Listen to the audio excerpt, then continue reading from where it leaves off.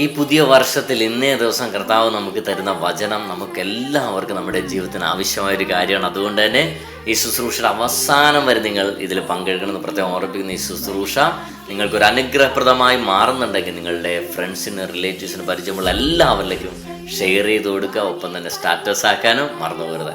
ഇന്നത്തെ ശുശ്രൂഷയിലേക്ക് പ്രവേശിക്കുന്നതിന് മുമ്പ് വളരെ പ്രധാനപ്പെട്ട ഒരു കാര്യം ബ്രദർ അറിയിക്കുകയാണ്.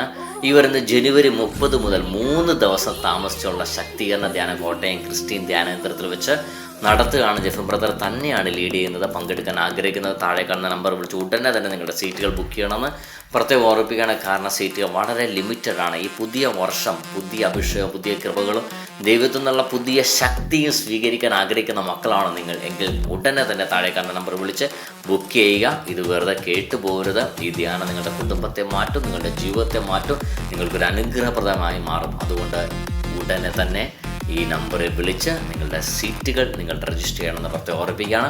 ഇന്നത്തെ ശുശ്രൂഷയിലേക്ക് നമ്മൾ പ്രവേശിക്കുകയാണ്. നല്ലത് ചെയ്യുന്നില്ലെങ്കിൽ പാപം വാതിൽക്കൽ തന്നെ പതിയിരിപ്പുണ്ടെന്ന് ഓർക്കണം. അത് നിന്നിൽ താല്പര്യം വെച്ചിരിക്കുന്നു, നീ അതിനെ കീഴടക്കണം. ഉൽപ്പത്തിയുടെ പുസ്തകം 4-ാം അധ്യായം 7-ാം തിരുവചനം.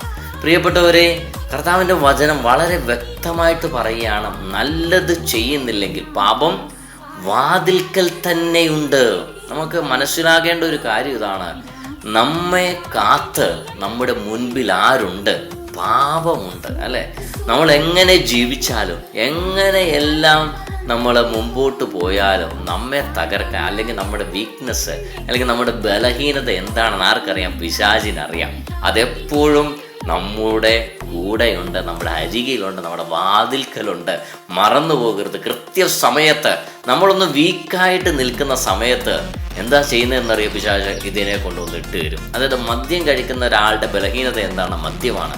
ആ വ്യക്തി പ്രാർത്ഥിച്ച് മുമ്പോട്ട് പോകുമ്പോൾ മദ്യം വരില്ല. പക്ഷേ ഏതെങ്കിലും ഒരു സമയത്ത് പ്രാർത്ഥന മുടങ്ങിപ്പോകുന്ന സമയം, വിശുദ്ധ കുർബാനയ്ക്ക് പോകാൻ പറ്റാതിരുന്ന സമയം, അങ്ങനെ വീക്കായിട്ട് നിൽക്കുന്ന സമയത്ത് ആ വ്യക്തിയുടെ മുമ്പിൽ കൃത്യമായിട്ട് പിശാച് എന്തെത്തിച്ചു കൊടുക്കും? മദ്യം എത്തിച്ചു കൊടുക്കും.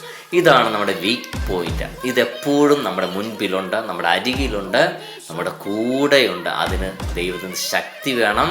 അതുകൊണ്ടാണ് വചനം വളരെ വ്യക്തമായിട്ട് പറയുന്നത്, നല്ലത് ചെയ്യുന്നില്ലെങ്കിൽ. അപ്പോൾ നമുക്കുള്ള ഒരു വഴി എന്താണ്? നല്ലത് ചെയ്യുക. നല്ലത് ചെയ്താൽ പാപം മാറിപ്പോകും. നമ്മൾ അതിനെ കീഴടക്കേണ്ടവരാണ്. പാപത്തെ കീഴടക്കേണ്ടവരാണ് നമ്മൾ. പാപം നമ്മെ കീഴടക്കേണ്ടവരല്ല.